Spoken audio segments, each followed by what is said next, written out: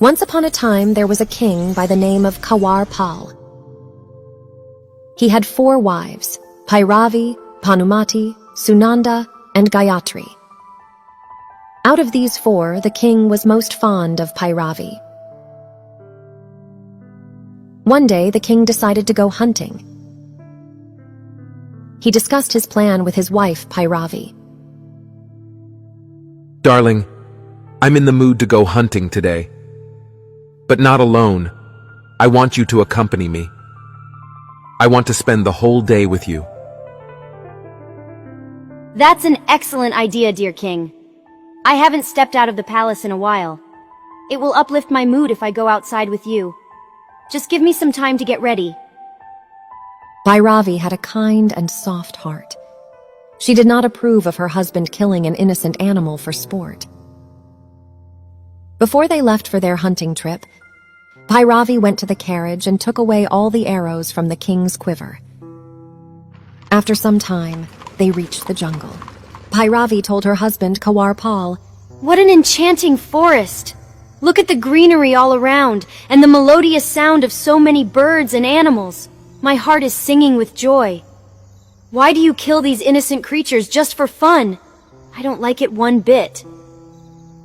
Hunting has been a royal sport for ages. It is a matter of pride for the brave and the champions. The bigger the animal, the better. Bhairavi, just so that you know, I only hunt animals that are aggressive and will attack. The reason behind this is to keep our people safe from getting hurt. Bhairavi was trying her best to engage the king in her sweet talk. That way he would get distracted and miss spotting any animal at all. Suddenly they heard the growl of a tiger. My queen, there is a tiger around us here. Be very careful. I was so engrossed in your sweet words that I forgot I was here to hunt. I'm going to go after this tiger. The king picked up his bow first, and then his quiver. He was shaken up to find it empty. The tiger came closer to the carriage.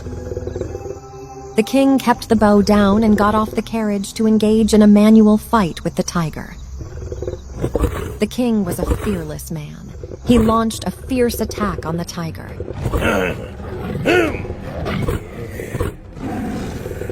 Yeah!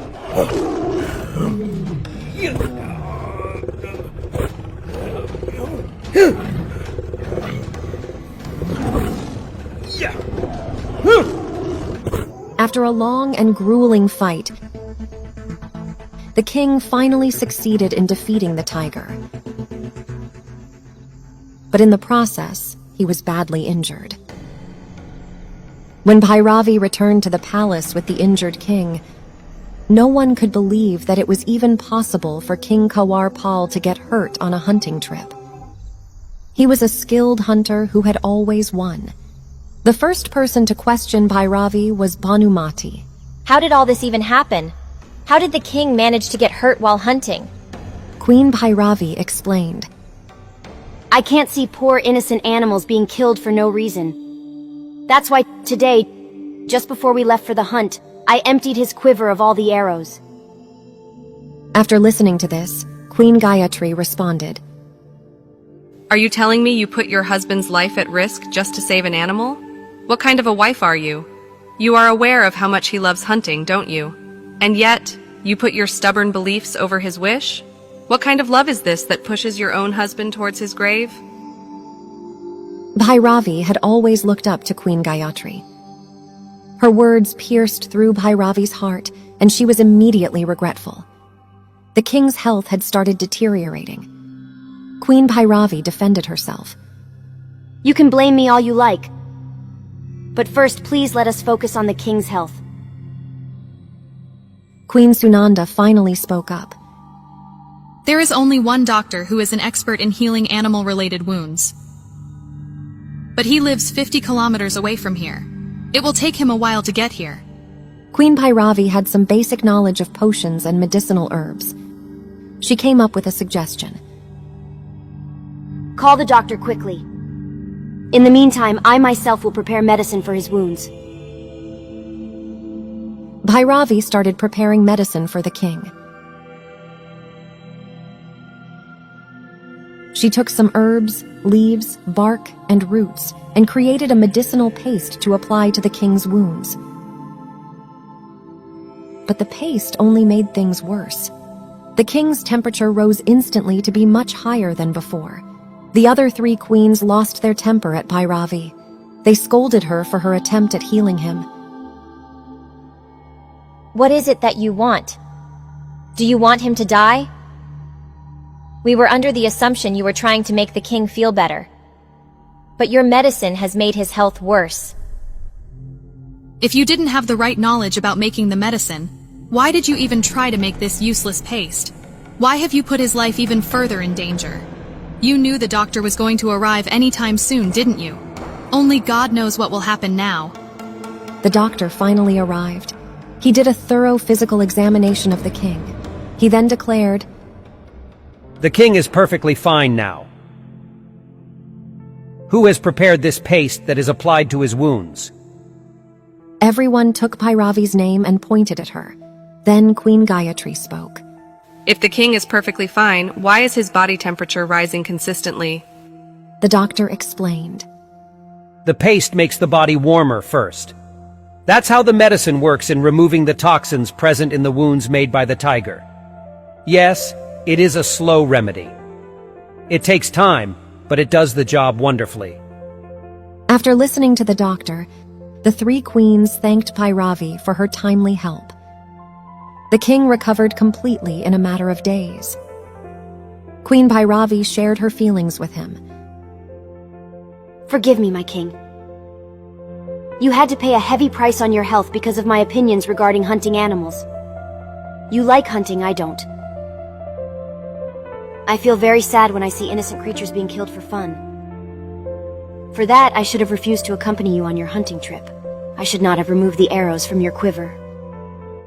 Your actions may have been wrong, but your intentions were never wrong. If you feel so strongly about me not hunting and showing mercy to these innocent creatures, then I will abide.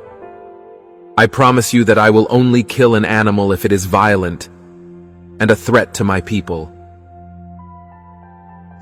There are times when wives will take extreme steps just to make their husbands leave a bad habit. It is important for husbands to listen to them and analyze the motives behind their actions. If something is discussed logically and works for our own benefit, there is no harm in agreeing to it.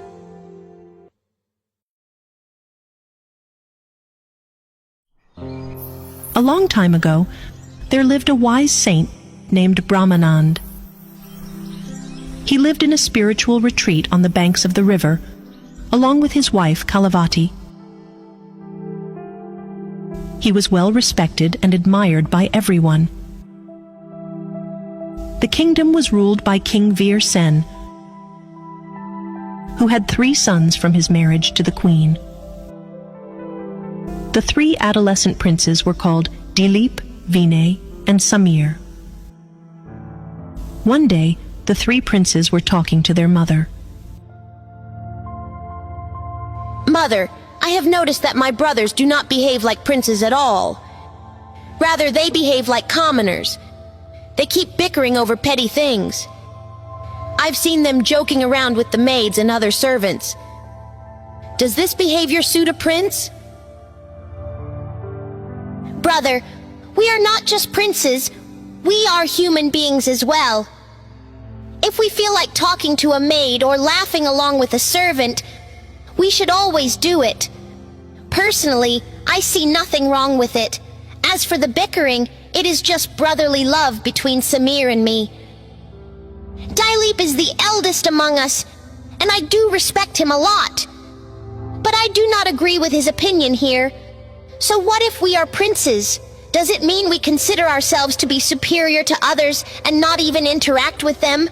All brothers fight when they are playing with each other. That's not a big deal. Mother, you decide. Is our behavior inappropriate?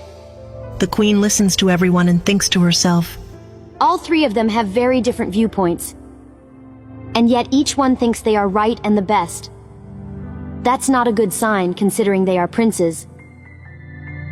The queen leaves the chamber without agreeing with anyone. The next day, she discusses the issue with King Vir Sen. Your Highness, I need to discuss something with you regarding the princes. Of course, my queen. Tell me what's weighing on your mind. Yesterday, the three of them were talking to me. But after listening to their views, I'm a bit worried. Why? What has happened to get you worried? Your Highness, after listening to them, I had a feeling that all three of them consider themselves to be the best. Neither one of them wants to understand the other's point of view. By imposing their views on each other, they were trying to prove that they know better than anyone else. That's not a good indication. You may be right. This kind of superiority complex should not be present in our children. If they believe that they are the best, it also means that they consider the other person to be inferior to them. This kind of behavior leads to arrogance. In the future, one of them will be crowned king. I don't want them to be molded into what could be a close-minded future king. I have an idea. I know you are aware that a very well-known saint named Brahman and has his retreat on the banks of the river. I will let the three princes stay under his guidance for a few days. They will realize the true meaning of their strong opinions. Maybe it will help them become humble. King Vir Sen used to look up to the saint and his teachings. He was a disciple and used to often go and visit the saint. Vir Sen reached the saint's retreat along with the three princes. He folded his hands out of respect for the saint. Bless you, Your Highness. What is the matter? I hope everything is fine. It is surprising to see you here with your sons. What has happened? If it is something important, please do not hesitate to speak up. I have come here for a special purpose. I would really like you to test my sons. Then tell them what their real capabilities are. I'm beginning to notice that they are being consumed by arrogance. They each think they are better than the other. That's why I have come to you. Please consider this as my humble request. For sure, Your Highness. I will definitely help you. If this is what the princes really believe, I will do my utmost to make them realize where they are going wrong. The saint made separate living arrangements for the three princes. The saint's wife, Kalavati, took good care of them. The saint gave her very strict instructions for their diet. Please ensure that you give each one of them only 2 apples every day as food for the entire day. As you say. I am aware that your instruction to give them only 2 apples is not out of cruelty, but some sort of a hidden motive.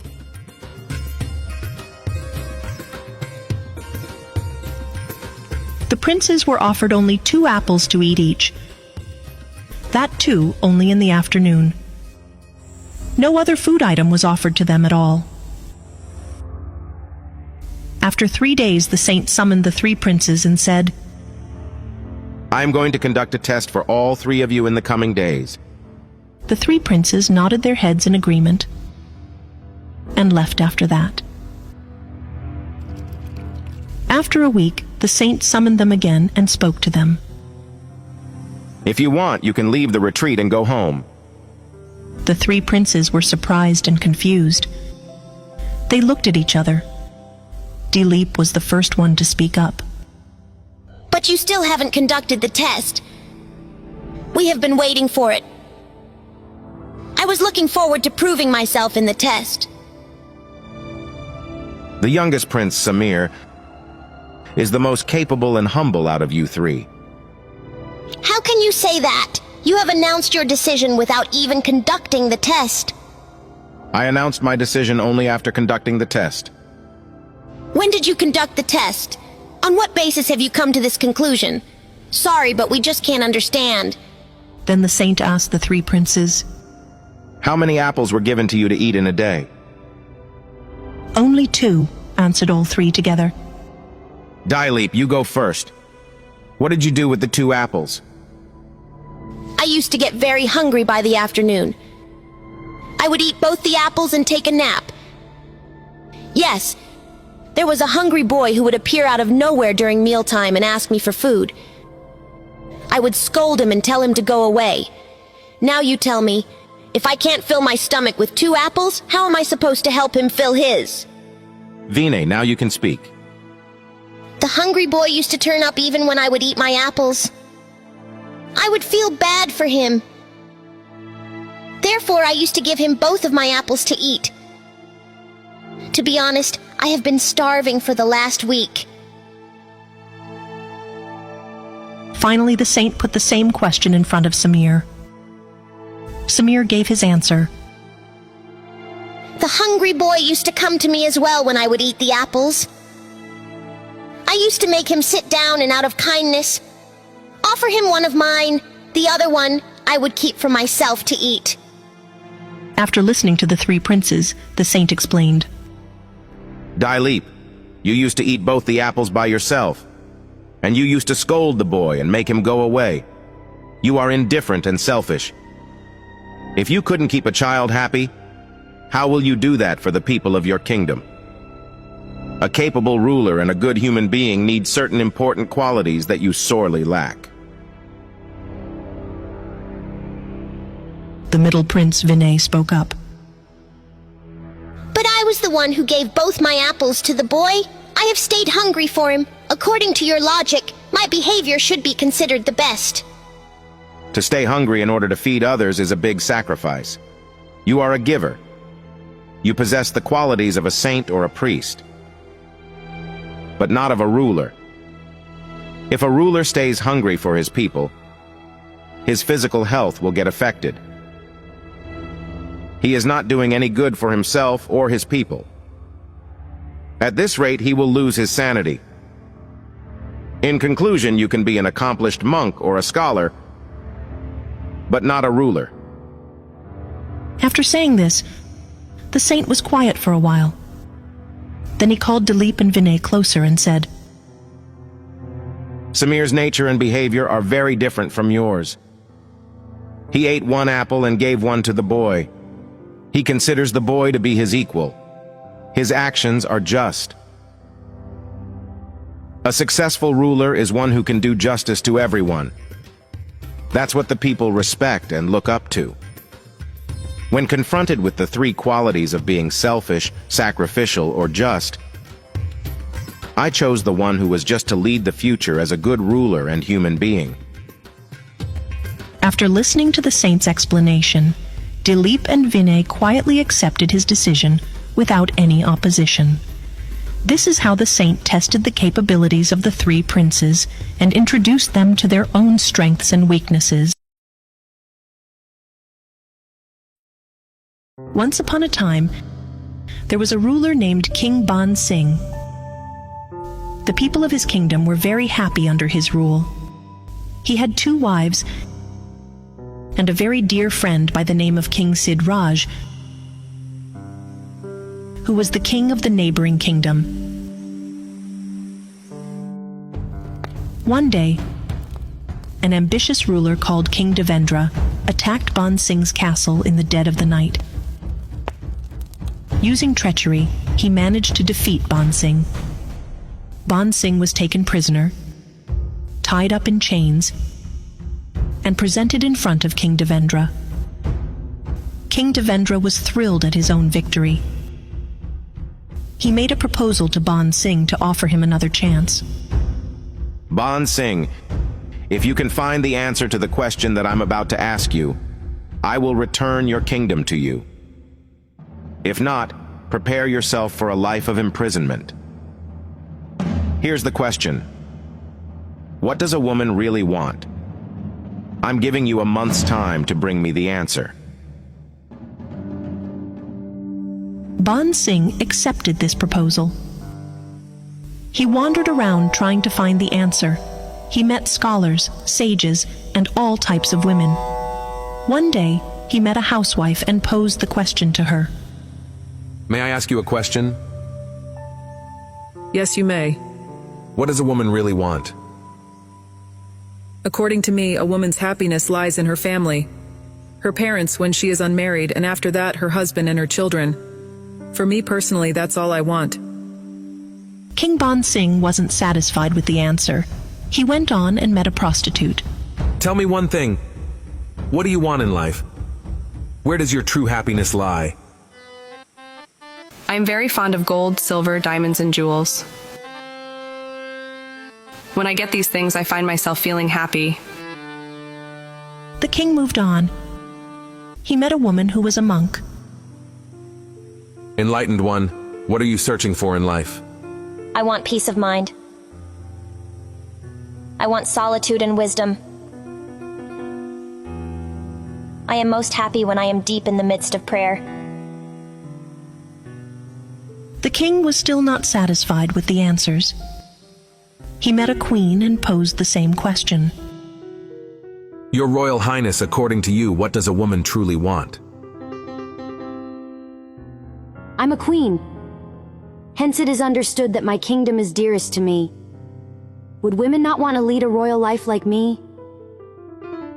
I'm sure every woman wants to live the life of a queen. King Ban Singh met prostitutes, maids, royals, housewives, and spiritual women to find out what a woman truly wants. But after listening to all of them, he was confused. He was still not satisfied with the answers he had received. A month had almost elapsed. He had still not found the answer he was looking for. He decided to go consult his dear old friend, King Sid Raj. He was sure his friend would help him out. Ban Singh reached Sid Raj's castle. Come, my dear friend. Greetings to you. From what I had heard, you lost in the battle and were held captive by King Devendra, right? How did you manage to release yourself and come visit me? King Devendra has presented me with a proposal to release me and return my kingdom to me. I have to find the answer to his question. That too in a matter of 1 month.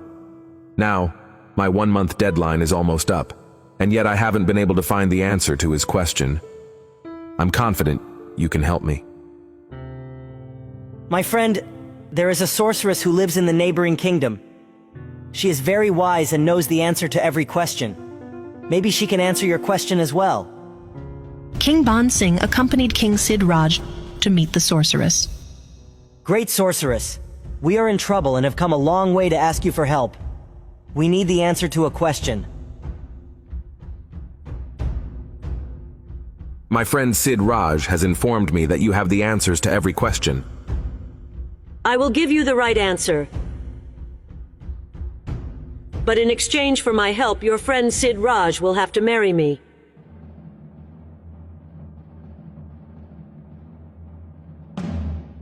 The sorceress was not just old, but very ugly as well.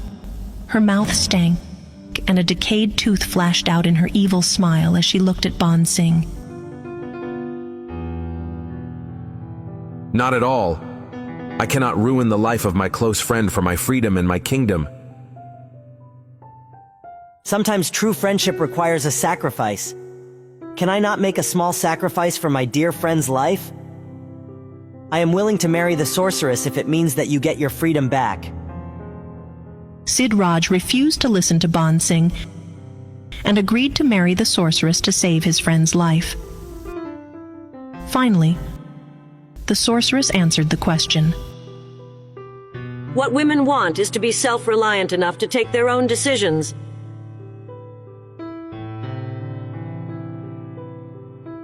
Ban Singh could understand and appreciate this answer. After the 1-month deadline reached its end date, King Ban Singh presented himself in front of King Devendra. Your Highness, I have found the answer to your question. Really? You have found the answer just in the nick of time. Today I decide whether you are released or imprisoned for life. Go on. Tell me your answer. You had asked what a woman truly wants. The answer is, women want to be self-reliant enough to take their own decisions. Your answer is satisfactory enough to make me return your kingdom to you. You can take charge of your kingdom again. Go on, King Bansing. Go on.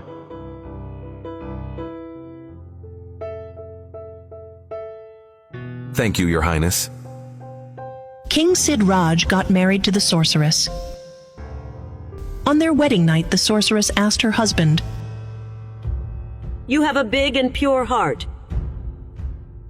That's why you made a sacrifice for your friend. So for you, I will stay in this form for only 12 hours of the day. For the other 12 hours, I will transform back to my real self. Which form would you prefer? Darling, that decision is solely yours. I have accepted you as my wife. I will embrace all your forms. After listening to this, the sorceress transformed into her original form. She said, Because you let me take my own decision, I have decided to always stay in my real form. This is my actual self.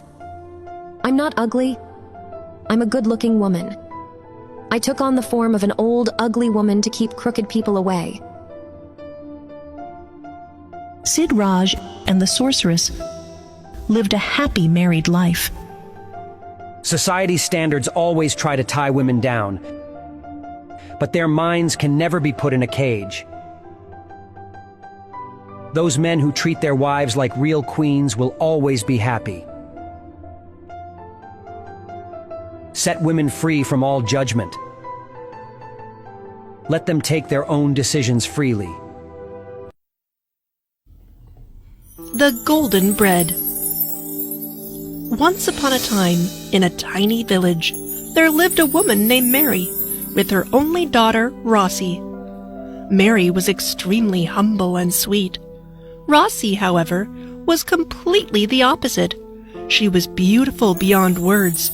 She loved herself a lot. Rossi, would you help me plant the seeds?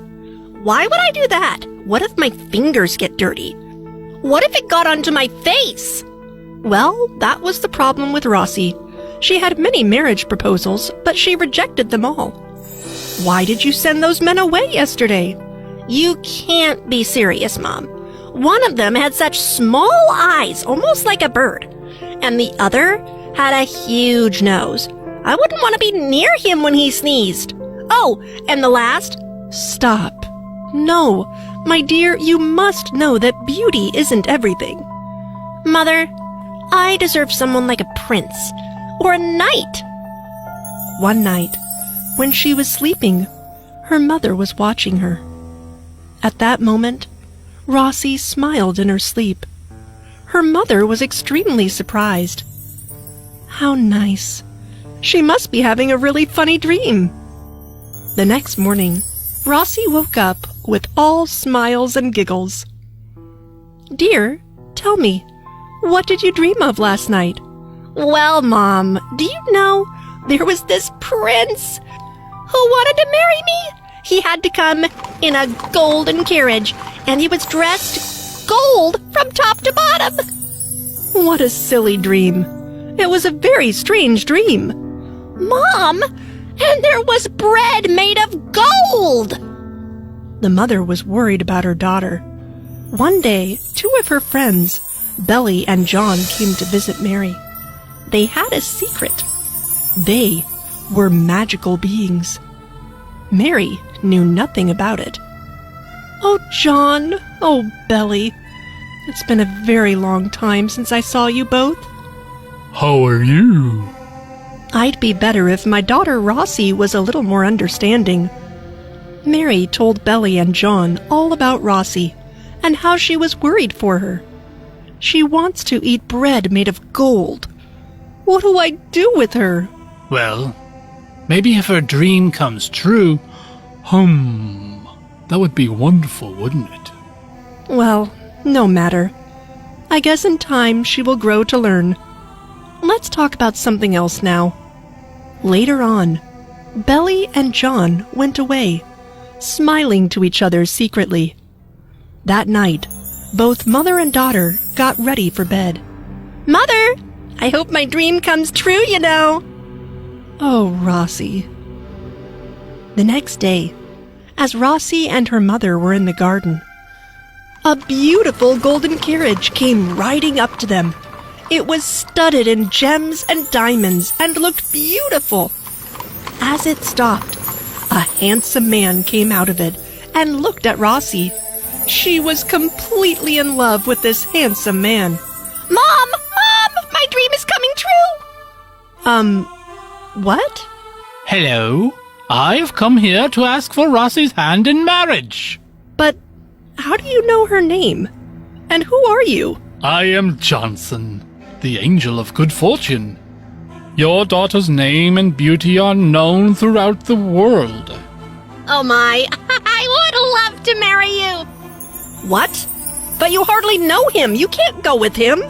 Oh, how silly. He's rich and handsome. What more could I want?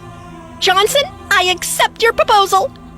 And with that, she got into his carriage, and without even saying goodbye to her mother, rode off with the angel. As they were traveling, the carriage suddenly entered a magical portal. There, it traveled through a stormy sea. The carriage bumped, and Rossi got scared. Don't worry, my dear. All of this will soon be over. Just as he said this, the carriage went through another portal and reached the driveway of a huge and magnificent golden castle. Rossi was amazed at all the beauty she saw. I knew I deserved so much riches. I knew you'd like it. Anything you want, you will find here.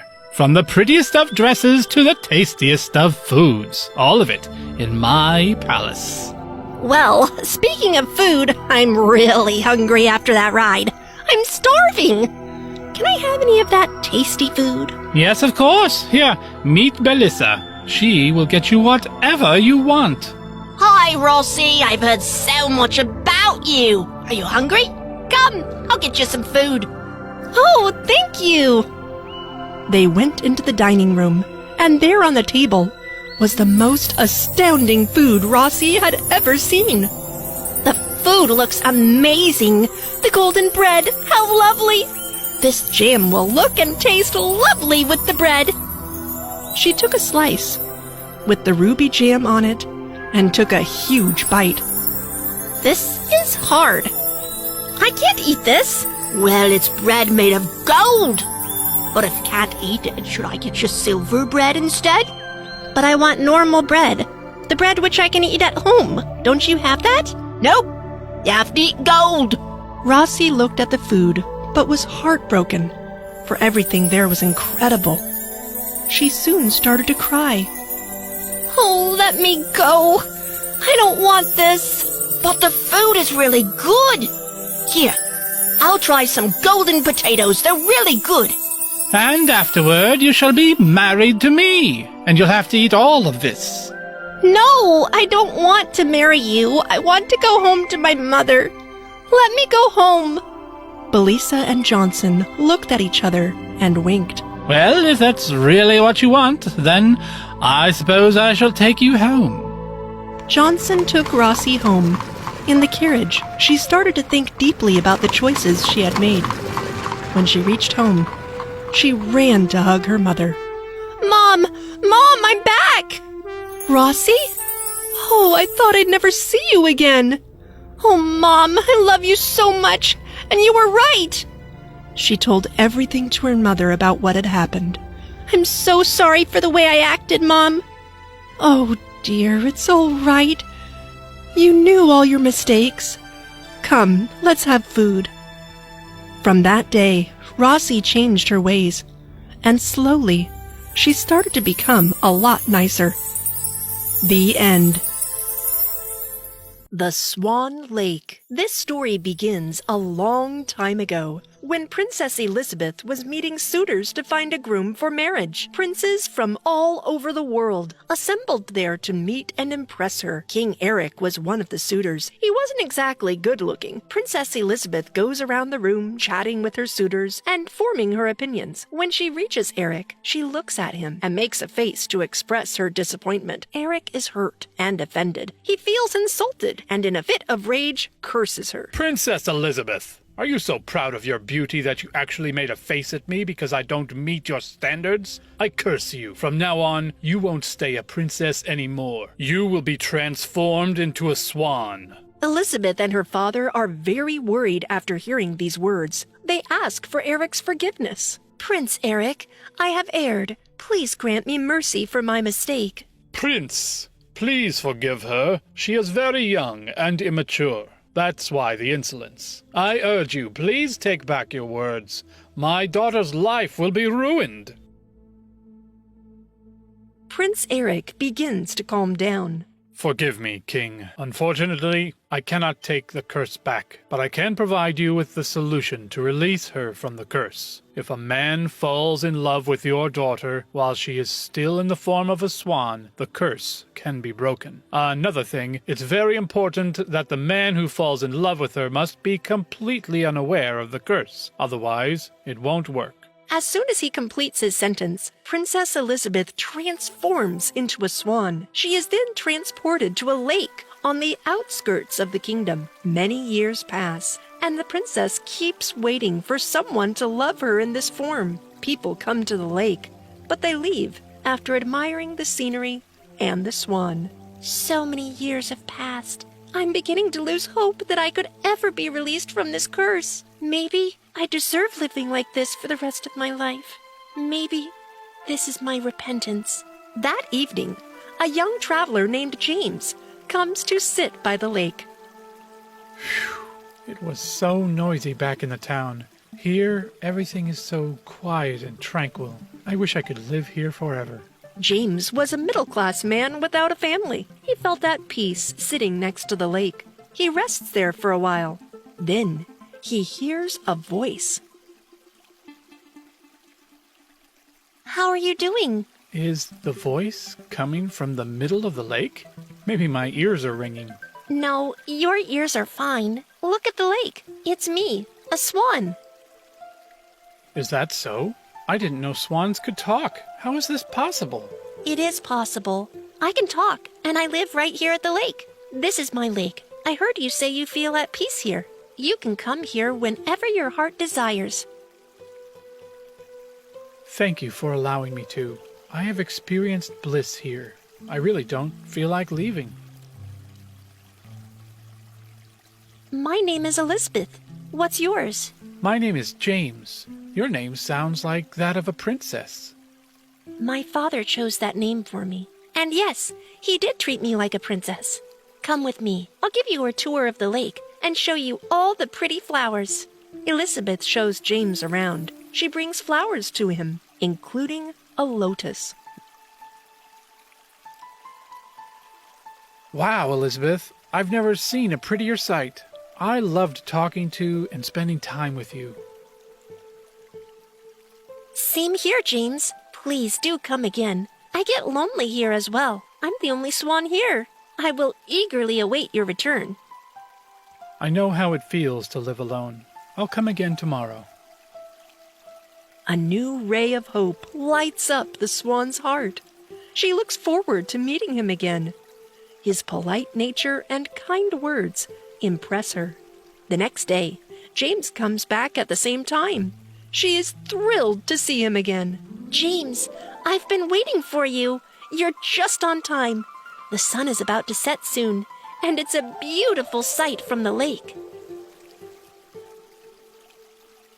I've been looking forward to coming back here. I came as soon as I finished my work. You're right. It is a beautiful sight. They watch the sunset together. James seems very happy.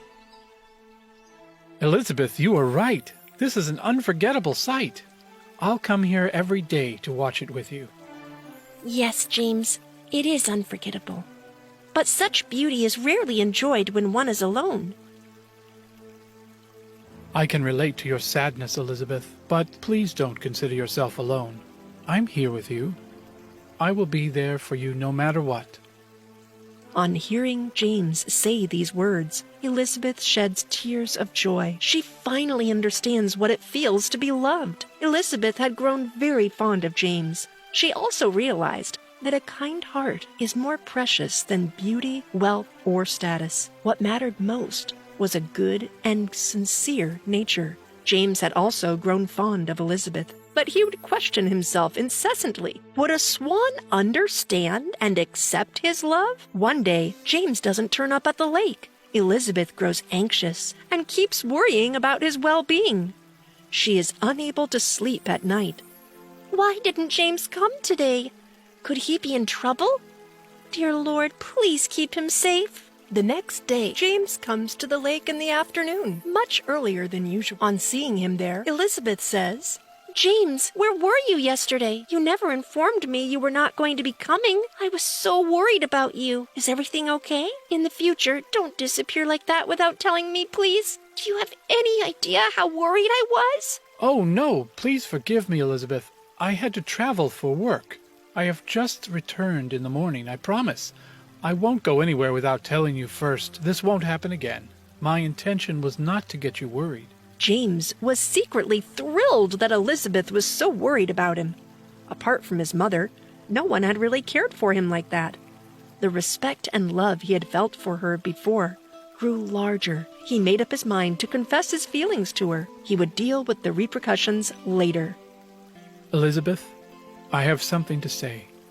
Tell me, James, what is it? I've fallen in love with you. My heart says it always wants to stay next to you. When I wake up in the morning, I look forward to the moment I can come here and be with you. As soon as James utters these words, the swan gets transformed back into the beautiful princess. James is astounded, and he asks her, Elizabeth, how did you turn into a human? Are you a real princess? Yes, my dear James.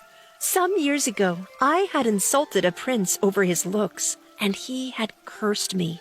I was to live the life of a swan till someone truly loved me, regardless of my form. I had come to terms with the fact that I would die a swan. But your true love has now released me from the curse. If you're really a princess, how will you spend your life with an ordinary man like me? Only you have taught me the real meaning of love. No king or prince could compare to an ordinary man who is capable of loving a swan. A man's real wealth is his nature, not his status. And I have never met anyone as wealthy as you. I want to marry you, James. I want to make you my life partner. Will you marry me? Yes, Elizabeth. I love you too. I can't even imagine a life without you. James and Elizabeth get married. James becomes the heir to the throne as well.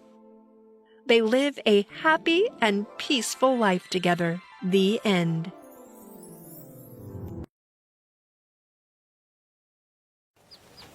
The Lost Fairy.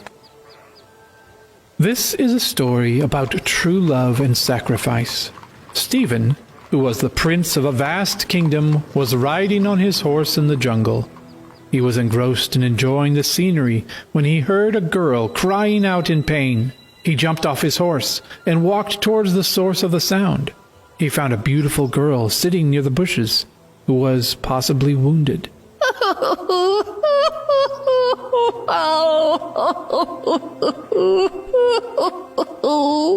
Who are you? And are you in pain? I do remember my name. It's Daisy. But I don't remember how I got here. A scary-looking face attacked me. But I don't remember anything that happened after that. Right now, I can't even move. Please help me. Oh dear, you have been wounded badly. But please don't worry. My name is Stephen. I can assist you and take you to my palace. The royal physician will take good care of you. Prince Stephen very gently lifted Daisy in his arms. They set off towards the palace on his horse. At the palace, the prince summoned the royal physician. The physician arrived shortly and started his treatment.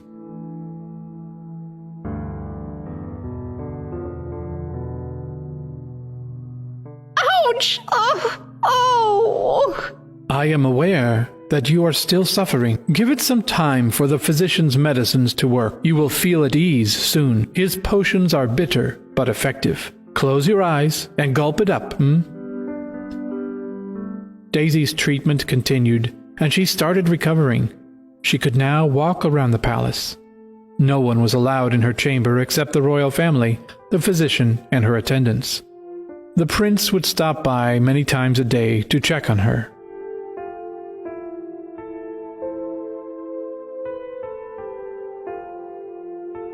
Respected Prince, you have been so kind to take such good care of me. I feel I'm on the mend now. I should plan my return back home. But for the life of me, I don't know where home is. Daisy, don't get ahead of yourself. I need to make sure you recover completely. Till the time you don't fully regain your lost memory, consider yourself to be our royal guest. I have planned everything to keep you entertained. Stephen and Daisy became well acquainted with each other, and with time, their hearts grew fond of the other two. A tiny seed of love had already blossomed into a flowering tree. Whenever she would be alone, Daisy would keep glancing at the door in anticipation of Stephen's arrival. Stephen, I'm beginning to feel I should stay back here forever. I will never find a true companion like you anywhere. I cannot fathom leaving you. Daisy, who's asking you to leave? Now I feel we must spend the rest of our lives together. I want that as well. Stephen, when you're away from me, my heart anticipates your return as soon as possible. My eyes long to see you again. Your face is always on my mind. Daisy, I'm in the same boat. Wherever I go, I feel out of place. Then I find myself wanting to return to you again and again. I've never experienced this kind of intense attraction to anyone before. One night, a flying object landed near the palace. 2 fairies stepped out of it. Prince Stephen was stunned to watch them. The 2 fairies flew up straight to Daisy's chamber. Daisy, come with us. We have come to take you back. Our flying vehicle is right outside. Who are you? Where do you want to take me in this flying vehicle of yours? Daisy, what kind of talk is this? We have come to take you back to Fairyland. You are a fairy like us.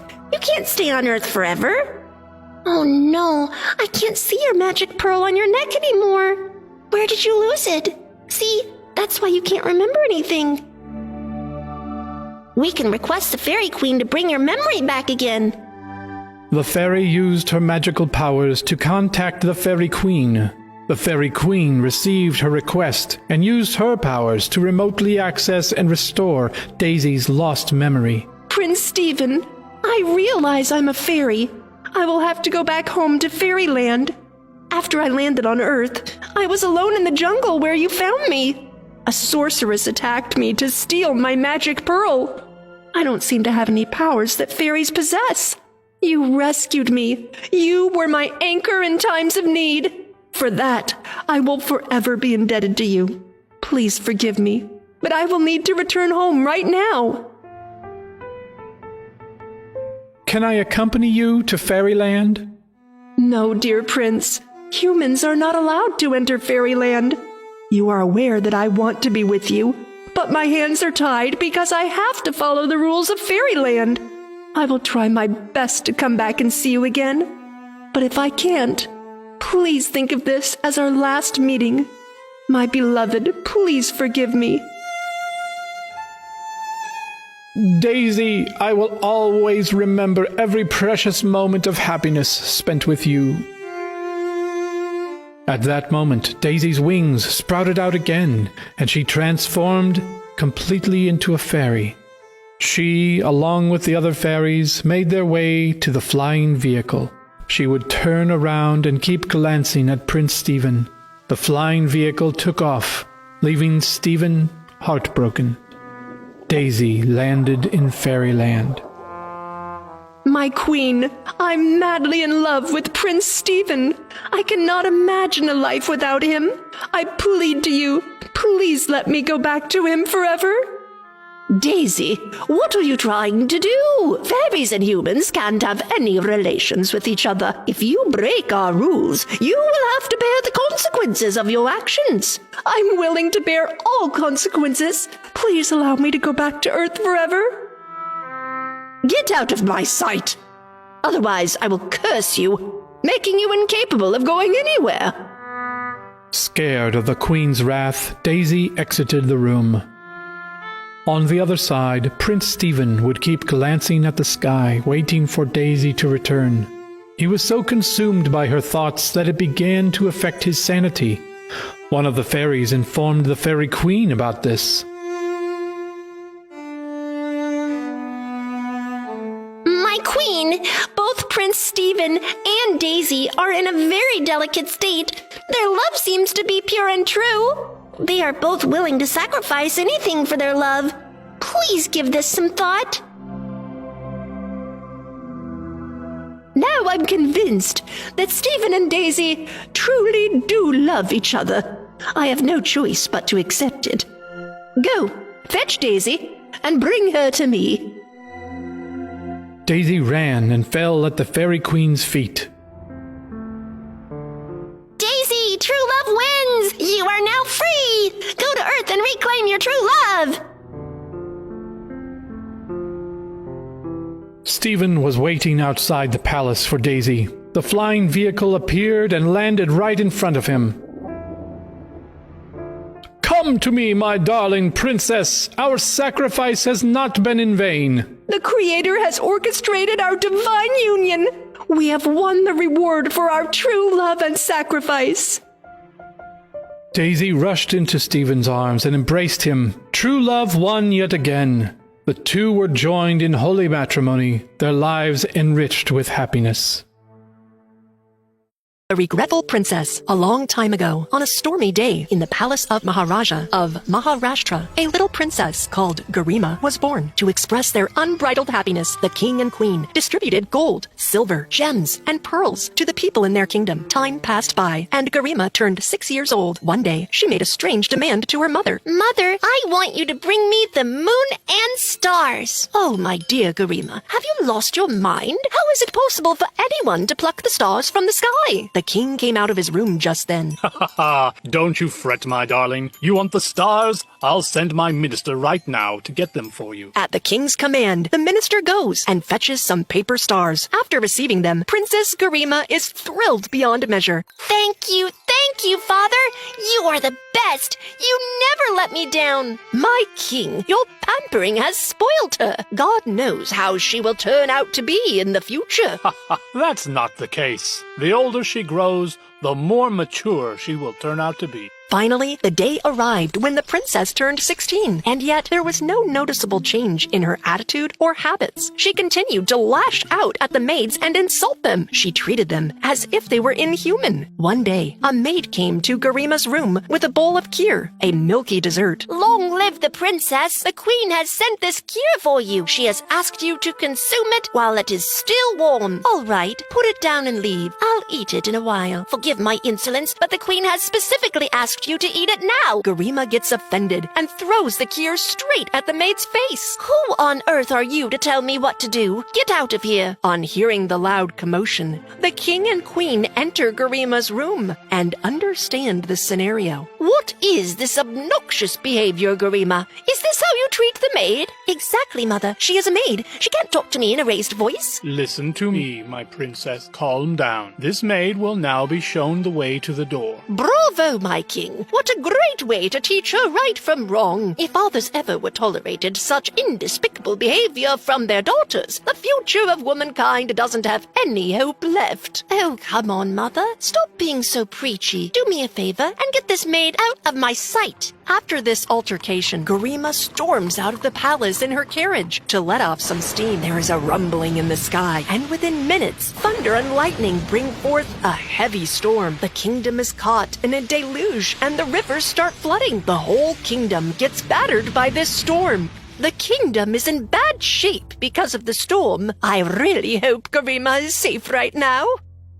I hope so too. My poor baby must be stuck somewhere. I'm getting very worried. Ministers, go quickly and search for my princess. Yes, my king. Soldiers, get ready. We have to go find the princess. When the storm subsides, the minister sets out with the soldiers to hunt for Princess Garima. Even after 2 days, the princess is nowhere to be found. Unsuccessful in their mission, they make their way back to the palace. You came back, Minister. Where's my daughter Garima? Is she still upset with us? Forgive me, my queen. We have been unsuccessful in tracing the princess. What do you mean? You couldn't complete a simple task? You don't deserve to be my minister. I will accept whatever punishment you think I deserve, but the plain truth is that the princess is not to be found anywhere. I wonder if she is alive at all. A lot of people have all died because of the floods. Their faces are unidentifiable because of the swollen bodies.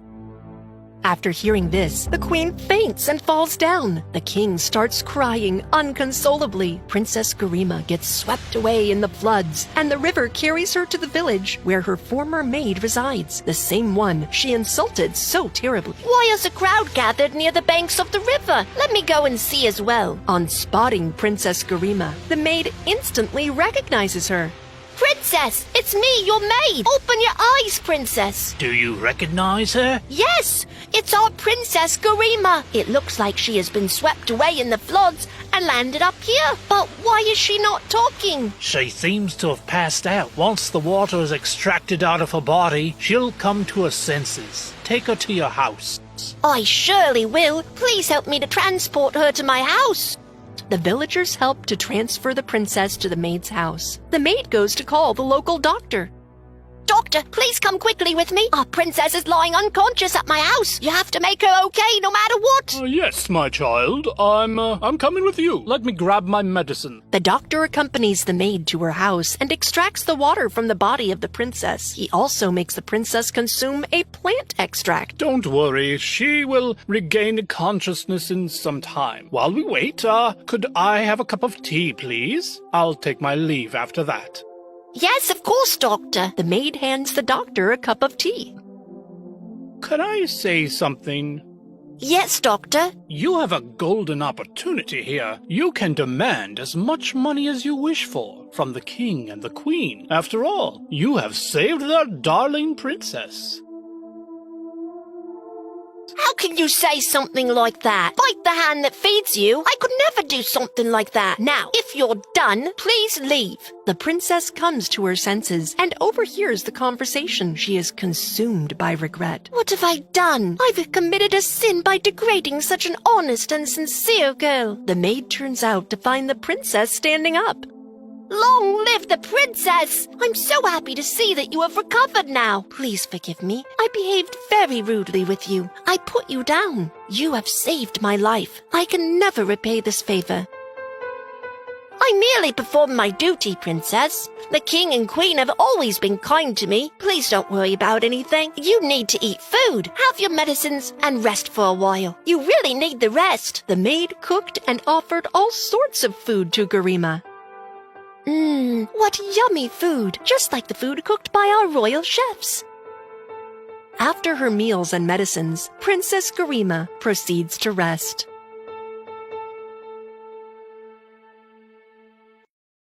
The following day, the maid's neighbor visits her house. I saw you at the jeweler shop yesterday. Buying some jewelry, are we? How can I afford any jewelry? After I was fired from the royal palace, I have not been able to source even 2 meals in a day. Maybe my eyes were playing tricks on me. Not really. I did go to the jeweler's shop, but not to buy any jewelry. I had gone to sell my earrings. But what dire need made you sell them? Actually, I needed the money to buy food for the princess. She's not used to regular boring foods like us. I decided to offer her a variety of dishes.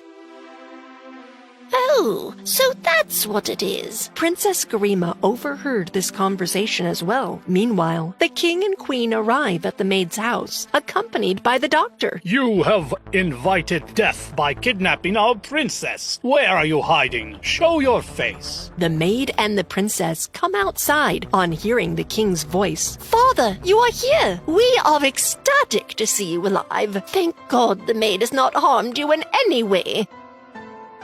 My queen, how can I ever harm our own princess? Be quiet. If the doctor hadn't given us this news in exchange for a reward, we wouldn't have had a clue about the whereabouts of our only child. Calm down, father. The doctor is greedy and not worthy of the praise you have been showering on him. In spite of tempting her, this honest maid did not waver. Not only that, she sold her own jewelry to arrange food for me. Is that the truth, my child? Yes, it is the truth. The only one guilty is this doctor. Today, I am truly regretful that I was born a princess. I should have been born in a hut. This is where real moral values exist, among the poor, not in a palace. Forgive me, my child. We are the real ones to blame. Soldiers, arrest the doctor and throw him into the dungeon. I ask for your mercy, my king. I was blinded by greed. Mercy! The doctor gets arrested.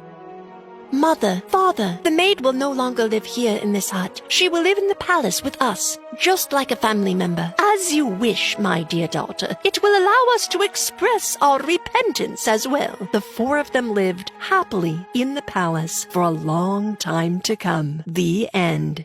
Little Prince and his friend. This story begins in the kingdom of Feroznagar.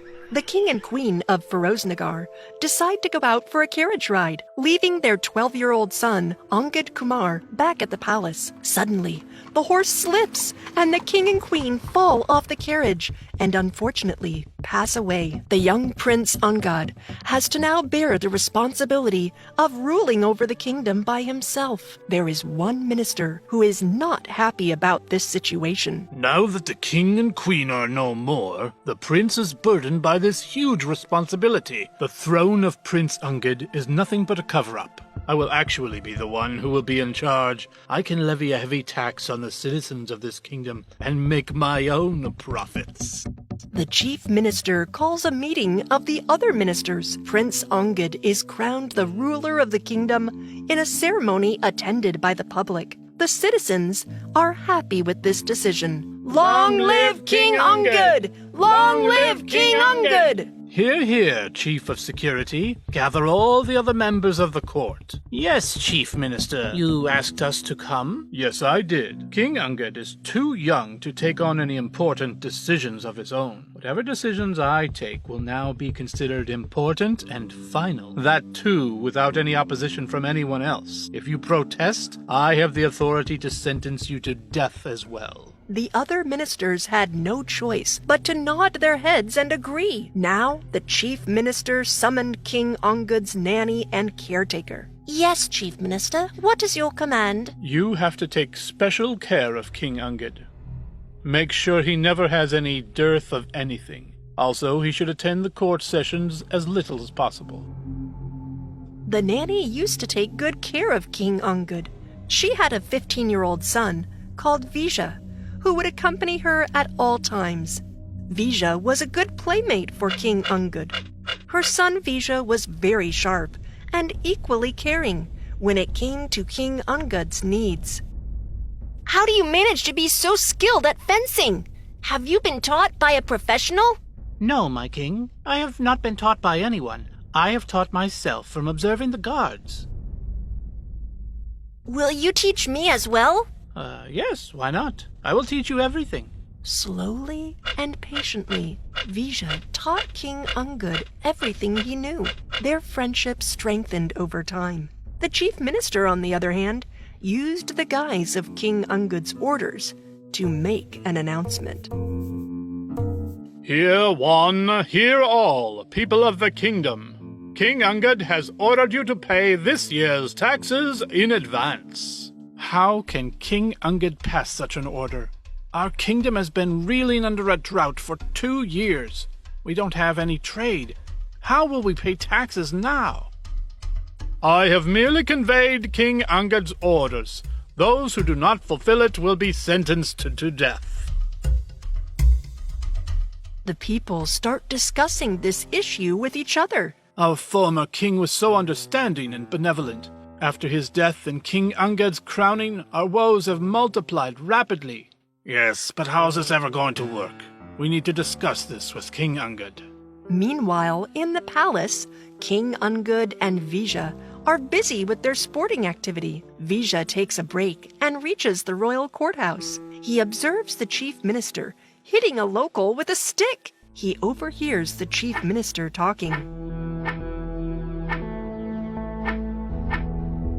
You thought you could come here and meet King Unged and expose my plans? Are you not aware that he is king just for show? I'm going to be the real ruler of this kingdom. Only me. The chief minister then gives a command. Take him away and lock him up.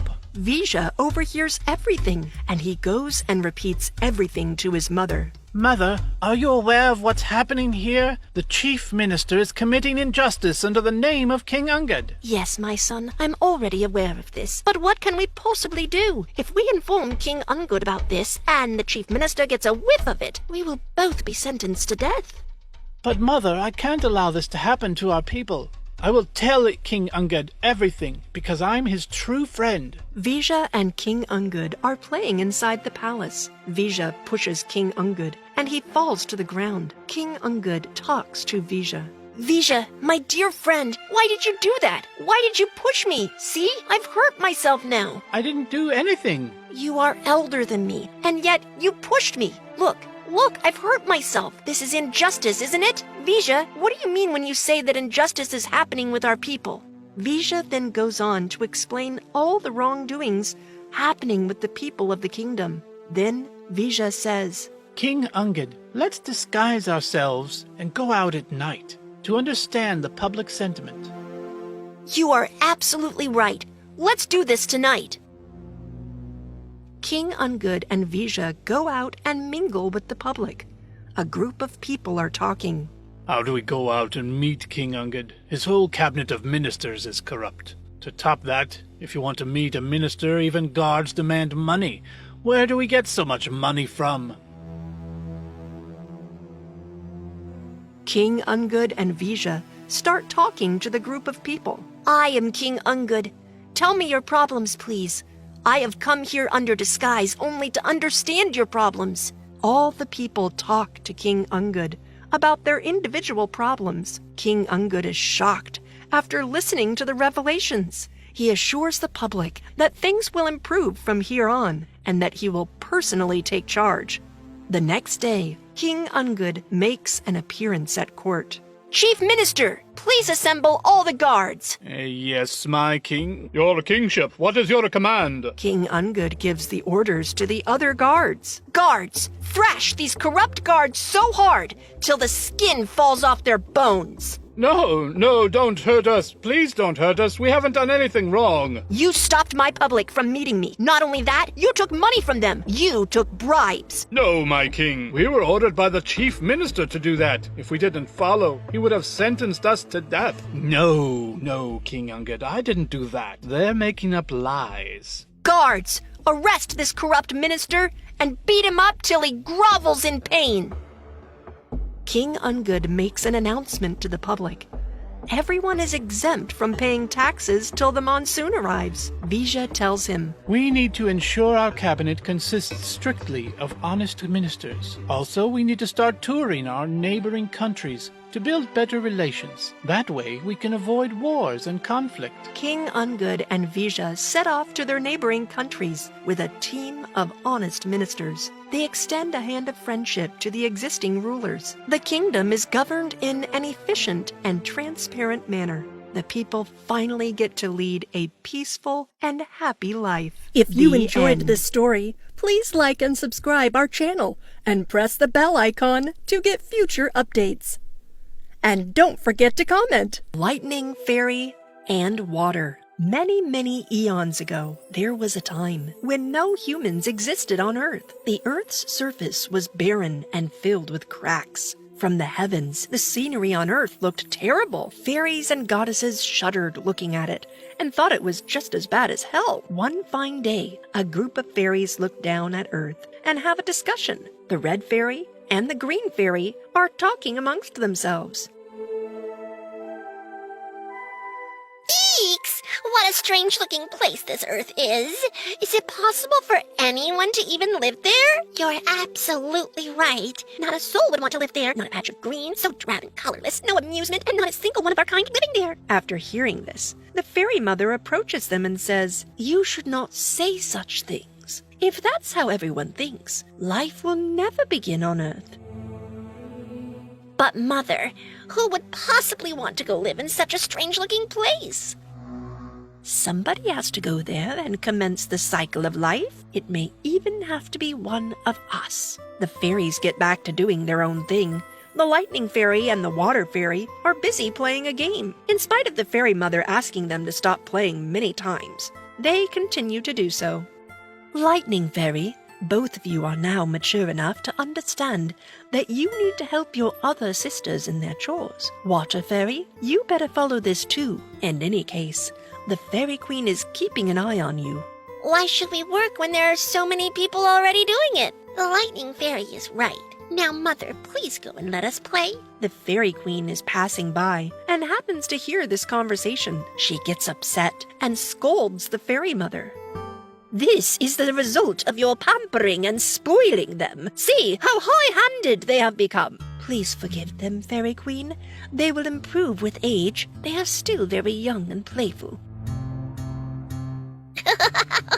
Mother is right. It's our age to play. Fairy Queen, come on, join in our games. It will be fun. You better handle your daughters soon. This bond of theirs may not be able to save them for long. Yes, my queen. This will not happen again. The Fairy Queen leaves, upset and irritated. Did you see how upset she was? I appreciate this bond of sisterhood between the two of you, but you have to realize you're growing up and have responsibilities just like everyone else. Oh, Mother, there you go off again. Come, sister, let's go somewhere far away. Otherwise, our mother will never stop giving her sermons. After saying this, the two fairies vanish from there. The dejected fairy mother goes back to her palace. A few days later, a demon attacks the kingdom of heaven. He tramples over all the flower beds as he stomps ahead.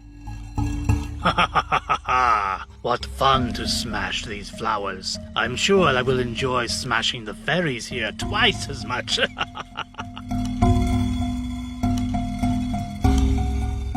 On hearing the commotion, all the fairies come out of the palace. What an enormous demon! Why is he here, Mother? I'm feeling very scared.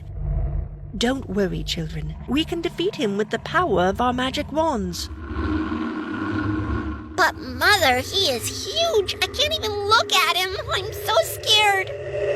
Nothing will ever come out of fear, children. We must be brave and fight him. The demon hears this and laughs. You and your little tiny fairies can't defeat me. It's better if you leave heaven for good. I'm going to rule this place now. You fool! Forget you! There's not another single being that can snatch our homes away from us. Come on, fight us if you can. A battle begins between the demon and the fairies. After a while, tired of resisting the demon, the fairies weaken and begin to collapse. What happened, little fairies? Is that the best your magical powers can do? We will never let you win. This is our home, and will always remain our home. On hearing the battle cries, the Fairy Queen, along with the other fairies, comes rushing out of her palace. The losing battle is now won, thanks to the immense magical powers of the Fairy Queen. When the Fairy Queen becomes aware of the fact that both the lightning and water fairies were not present to help in the battle, she becomes furious. Now do you understand? In spite of my many warnings, these two have failed to be responsible. Now, no one can save them from my curse. Don't do that, please. I beg of you, Fairy Queen. They will bear the consequences of their actions. That's my decision, and my word is final here. At that moment, the Lightning Fairy and the Water Fairy enter, laughing and oblivious of what has happened. When they look around, they are taken aback. What happened here, Mother? Was there a storm? Why are you silent, Mother?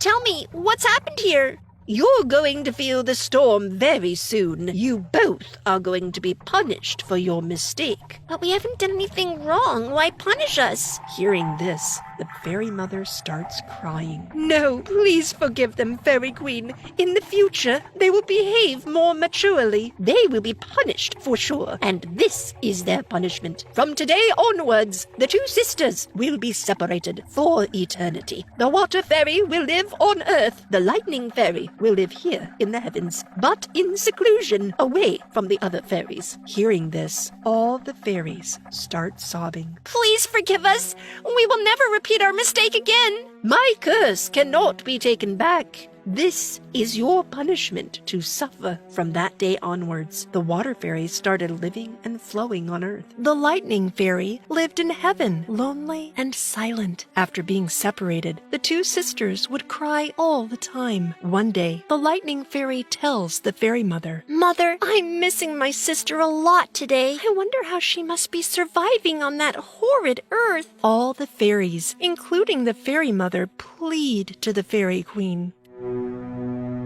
Fairy Queen, you are a mother as well. Please understand another mother's anguish. Please forgive the two fairies. I beg of you. Fairy Queen, please be merciful. Forgive them. All of us missed them. I made a mistake. In my anger, I lashed out at their youth and innocence. Unfortunately, I can't take the curse back, but I can reduce its intensity. How so? Whenever the Lightning Fairy will miss her sister immensely, she will be allowed to go down to Earth and become one with the Water Fairy. The love of the two sisters will be so touching and emotional, even clouds will shed tears at their reunion. Thank you. We fairies are forever grateful to you for that. And so it goes. The cycle of lightning striking water and becoming one with it began that day. The clouds shed tears, enraptured by the love between the two sisters. Earth was no longer barren. It became flushed with greenery, and living creatures finally called it their beautiful home. The end. A long time ago, a king named Bhima ruled over his kingdom. He was sincere and proactive. If there was ever any problem, he would try to resolve it quickly. However, his queen was sad because they had no children of their own. The king was aware of her quiet melancholy. Soon enough, word got around, and people in the kingdom started gossiping about the couple's unhappiness over not being parents yet. The king would never share his sadness with anyone, nor would he let it take over his professional duties. One day, a hermit approached the king and said,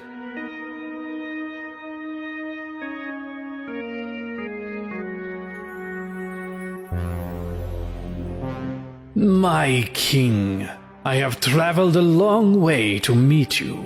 I've wandered around in each and every village in your kingdom. You have managed to keep everyone happy, except yourself. I have come here to give you a basket. This is no ordinary basket.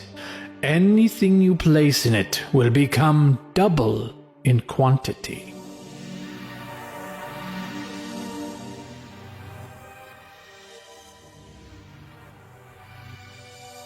The king went and repeated everything to the queen. Are you sure this is for real? Will it really make things double in number? That's what the hermit said. To be honest, I'm finding it difficult to believe that myself. Is this really a magical basket? The queen removed one of her bangles and placed it inside the basket. It turned into 2 identical bangles. The king and queen were thrilled. This meant that there would never be any deficit in their kingdom. They would always rule in a state of abundance.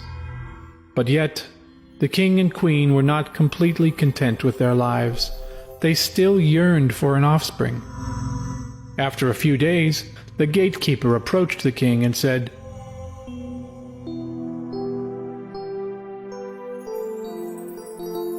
My king, a man named Bola is requesting for permission to see you. He is accompanied by his wife, Suleika, and a newborn baby. The king approved his entry. Bola folded his hands to display his respect for the king and said, My king, we know you long for a child. We would like you to take our child. Please consider yourselves to be his parents from now on. Before the king could respond, the queen rushed to take the child from Suleika's arms and embraced it. She started thanking the couple profusely. The king watched all this silently. He was busy observing Bola and Suleika. Their faces looked composed, but he could sense an underlying pain in their eyes.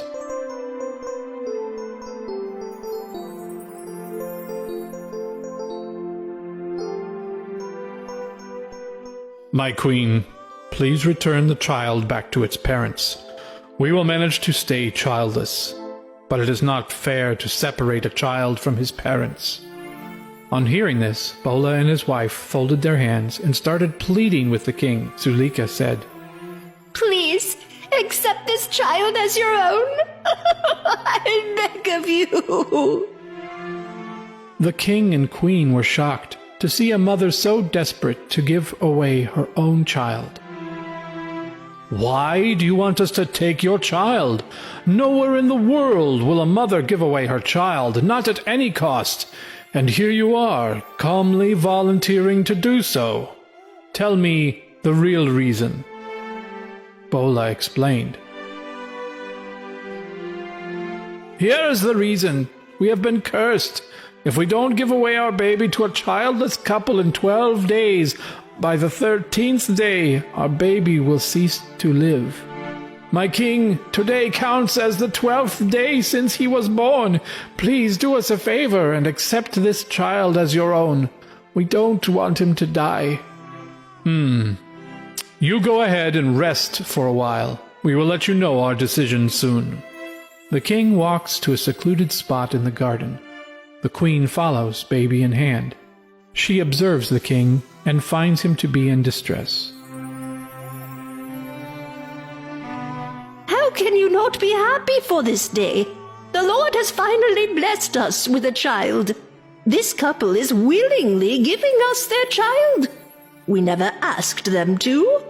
Instead of being ecstatic, you are unnecessarily getting worried. My very own people will part with their own child and spend the rest of their lives in misery missing him.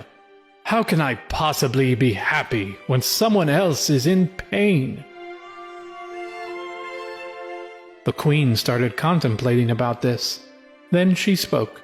My king, why don't we place this child in the magical basket? That way, we will have 2 children instead of 1. We will keep this child to save him, and the other one can be raised by Bola and Suleika. As soon as he heard this, his face lit up with a glow of happiness.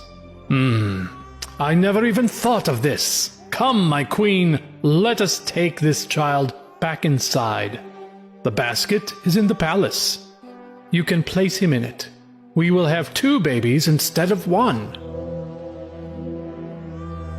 The king and queen rushed back inside to where the basket was kept. The queen placed the child in the basket. Now there were 2 babies instead of 1 in the basket. The king picked up the second child, and the queen picked up the original baby. They went back to Bola and his wife. The king spoke.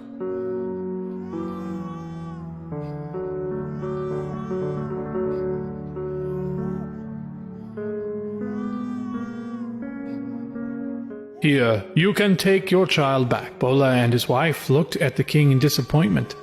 The king explained how the magical basket worked in solving their problem. He then said, You can keep this child. The one who is cursed is the one the queen is holding. This child is now safe. You can take him with you, okay? Bola and his wife finally understood the situation. You are a great man, my king. You did not consider your own happiness on gaining a child. Rather, you were more concerned about our unhappiness on losing a child. We are the fortunate ones to live under the shelter of your gracious hand.